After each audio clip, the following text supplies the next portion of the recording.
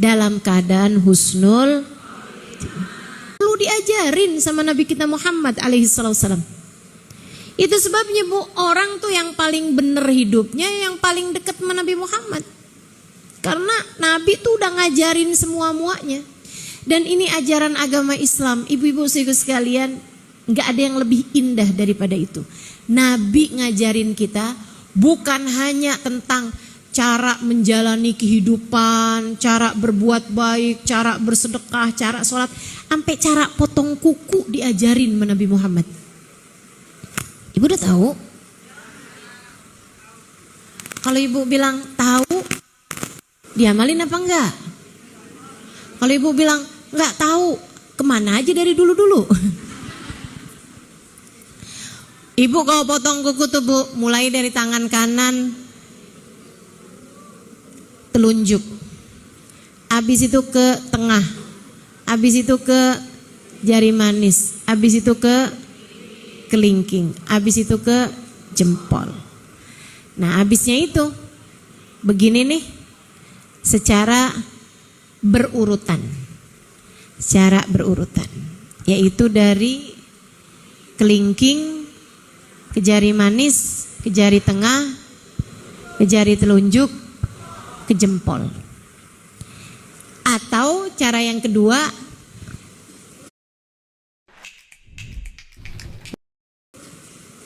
telunjuk tadi tuh kanan, tengah, jari manis, jari kelingking, jempolnya entaran.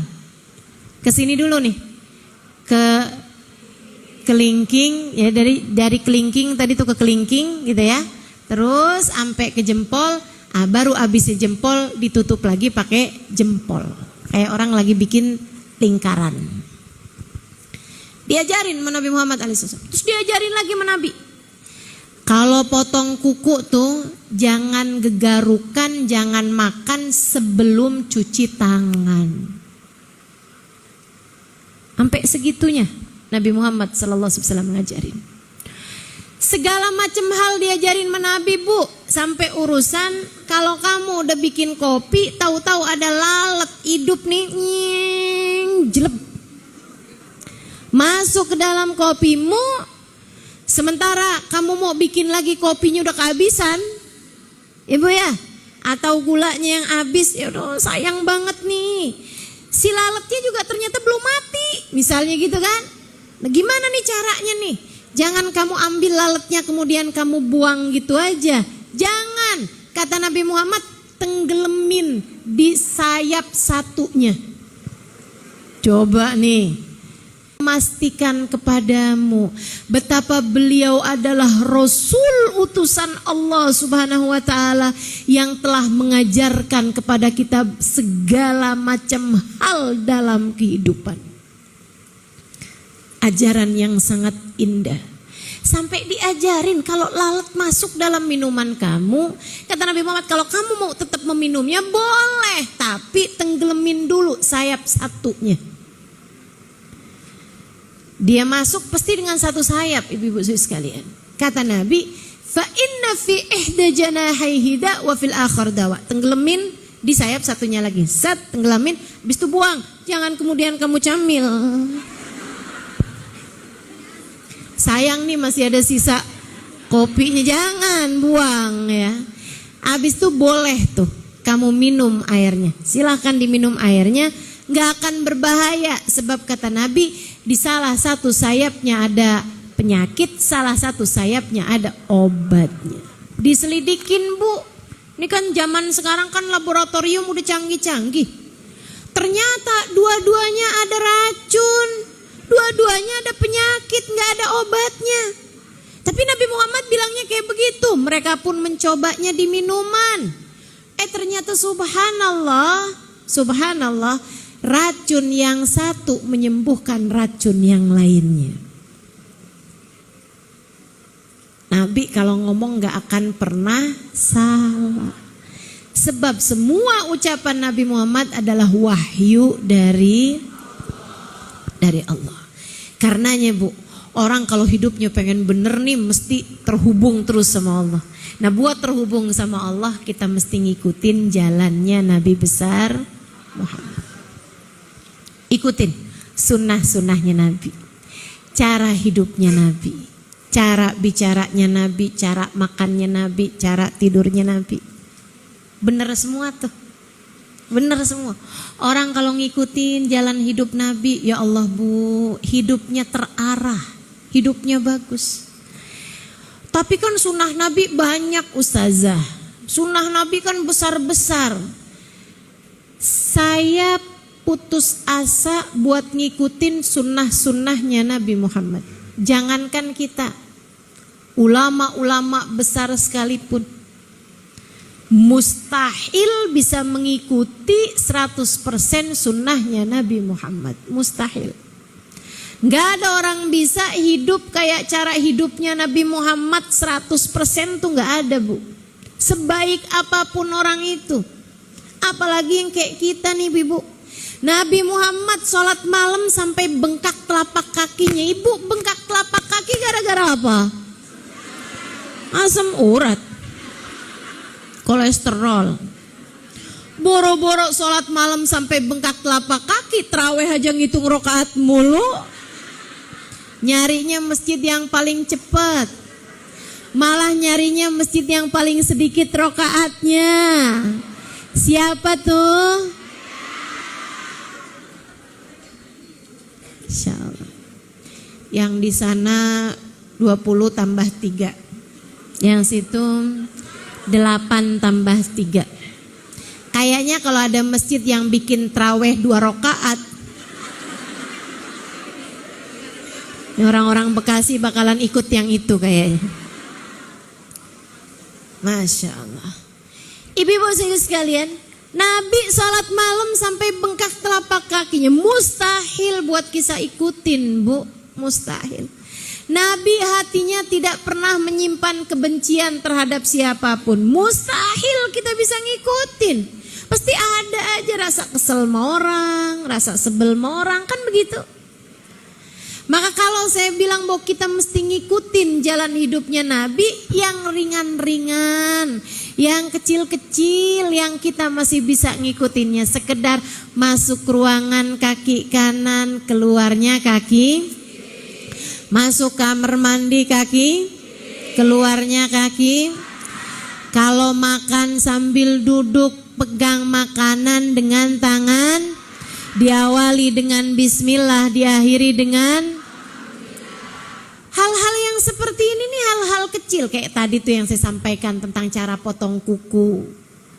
Cara potong kuku mau kayak gimana juga kepotong semua Bu.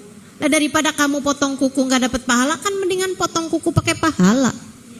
Enak sama-sama potong kukunya, sama-sama kukunya jadi pendeknya. Kenapa kita gak mau dapat pahala? Cara minum, nah ini kebetulan saya haus. Pegang minuman pakai tangan, diawali dengan bismillahirrahmanirrahim.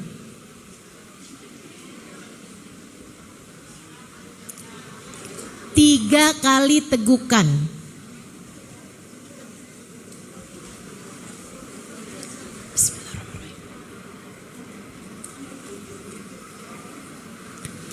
Alhamdulillahilladzi ja'ala hadzal ma'adzban furatan bifadlih wa lam yaj'alhu milhan ujajan bidunubina.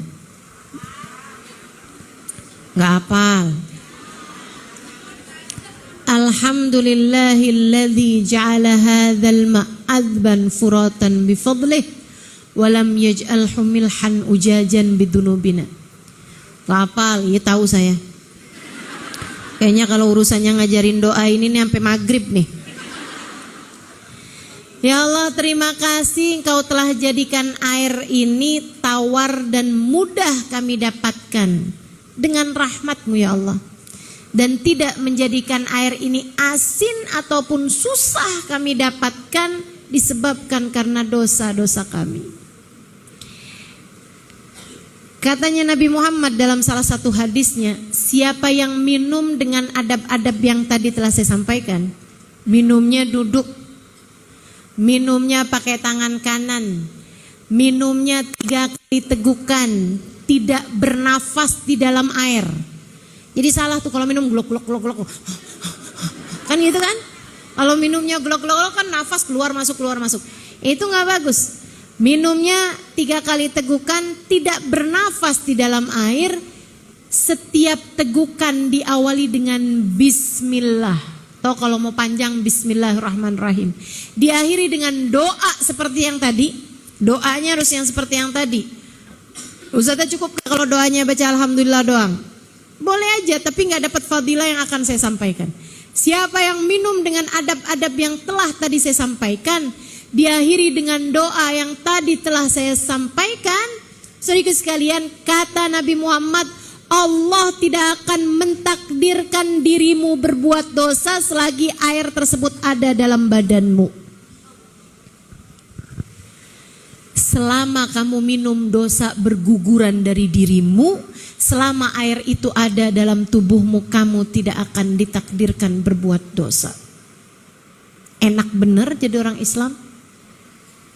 Ustazah kok saya baru tahu ya ilmu ini. Nah kamu gak ngaji.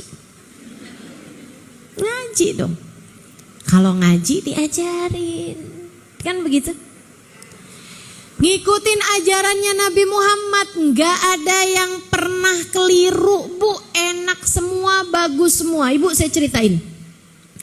Saya ada dapetin hadisnya Nabi di masa saya sekolah dulu di Al-Anwar, Sarang, Rembang, Jawa Tengah.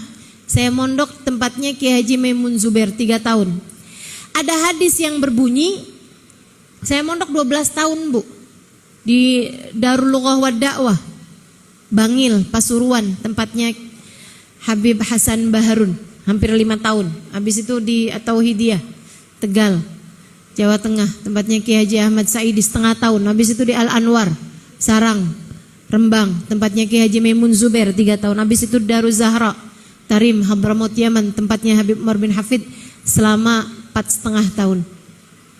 Ibu-ibu sekalian, selama saya di Sarang 3 tahun, saya di awal-awal belajar dapat ada hadis diajarkan, bunyinya man shallal fajr bi alam wa alam lam yusibhu dzakal yaum alam. Siapa yang sholat sunnah qobliyah subuh, namanya sholat sunnah fajar, sholat sunnah qobliyah subuh, sesudah adzan subuh sebelum mengerjakan sholat fardu subuh, qobliyah subuh. Ibu boleh niat usolli sunnata qobliyatal subuh misalnya gitu, atau ibu bisa niat usolli sunnatal fajar rakaatain lillahi ta'ala. Kemudian dia membaca rakaat pertama alam nasyrah, rakaat kedua alam taro. Siapa yang sholat qobliyah subuh dengan membaca alam nasyrah rakaat pertama, alam taro rakaat yang kedua, lam yusibu dzalikal yaum alam, dia nggak akan terkena rasa sakit sepanjang hari tersebut. Panjang hari sampai maghrib, nggak bakalan sakit, nggak bakalan ngerasa sakit. Ibu-ibu sekalian, saya Bu ngamalin itu selama 3 tahun. Ibu-ibu sekalian, nggak pernah bolos sekolah karena sakit. Karena sesakit apapun saya di waktu malam, subuh saya sholat baca itu, paginya hilang sakit saya. Terdatang lagi malam lagi. Siangnya tuh selalu aman dan gak ada sakitnya gitu. Subhanallah, kebenaran hadisnya Nabi Muhammad SAW. 3 tahun gak pernah cuti, gak pernah libur karena sakit, kecuali ketika saya sedang dalam keadaan menstruasi. Saya nggak bisa sholat qobliyah subuh dengan membaca alam nasyrah dan alam tar. Itu baginda kita Nabi besar Muhammad SAW. Ngajarin semuanya. Enak orang tuh kalau hidupnya dengan mengikuti sunnahnya Nabi. Ini saya mau ajarin nih, ibu-ibu pasti senang nih. Dengerin nih. Ada orang ngadu sama Nabi Muhammad Rasul, utang saya banyak. Rezeki saya seret Rasul, saya mesti gimana dong Rasul? Usaha ini gagal, usaha itu gagal. Seret mulu, susah hidup saya nih Rasulullah. Sama Nabi diajarin Bu, Idza dakhala baitak, kalau kamu masuk rumah, fasallim ala ahli, ucapkanlah salam terlebih dahulu. Ini tambah jarang nih sekarang. Orang masuk rumah masuk-masuk aja nih. Dulu sih awal-awal tuh zaman saya kecil kayak rata-rata gitu diajarin di sekolah-sekolah madrasah. Jadi kalau pulang dari sekolah tuh Assalamualaikum. Kan gitu tuh. Sekarang nggak tambah jarang orang masuk rumah baca ucap salam. Coba deh perhatiin deh. Perhatiin. Anak-anak zaman sekarang pada nggak diajarin kayaknya. Teman-teman sekalian saya muliakan, kata Nabi kalau kamu masuk rumah ucap salam dulu. Assalamualaikum warahmatullahi wabarakatuh. Kemudian thumma qra surat al-ikhlas. Kemudian bacalah surat al-ikhlas. Ucap salam, kemudian baca surat al-ikhlas. Assalamualaikum, al-ikhlas, al-ikhlas. Enggak gitu. Salah. Akan tapi bismillahirrahmanirrahim. Qul huwallahu ahad, Allahus samad, lam yalid walam yulad walam yakul lahu kufuwan ahad. Berapa kali? Sekali aja. Sekali aja. Kalau saya sekalian juga masuk baca al-ikhlas sama baca ayat kursi. Kenapa gitu? Diajarin juga sama Nabi, Bu. Kalau ibu suka panas dalam rumah, ngelihat suami bawaan pengen marah, ngelihat anak bawaan pengen ngomel, iya, cobain dah masuk rumah baca ayat kursi. Biar kenapa? Drink UC 1000 vitamin. Setannya nggak ikutan masuk. Tuh yang bikin panas rumah setan, Bu. Setan tuh terbuatnya dari api. Maka ibu-ibu jangan mau temenan sama setan. Setannya biar suruh di luar aja, nggak usah ikutan masuk. Caranya dengan tiap masuk rumah baca ayat. Jadi kalau ada anak masuk-masuk ngomel-ngomel marah-marah gitu, bilangin anak keluar lagi. Masuk ucap salam baca ayat kursi. Ayo cepetan. Ituin. Besokannya suami pulang-pulang marah-marah. Keluar lagi.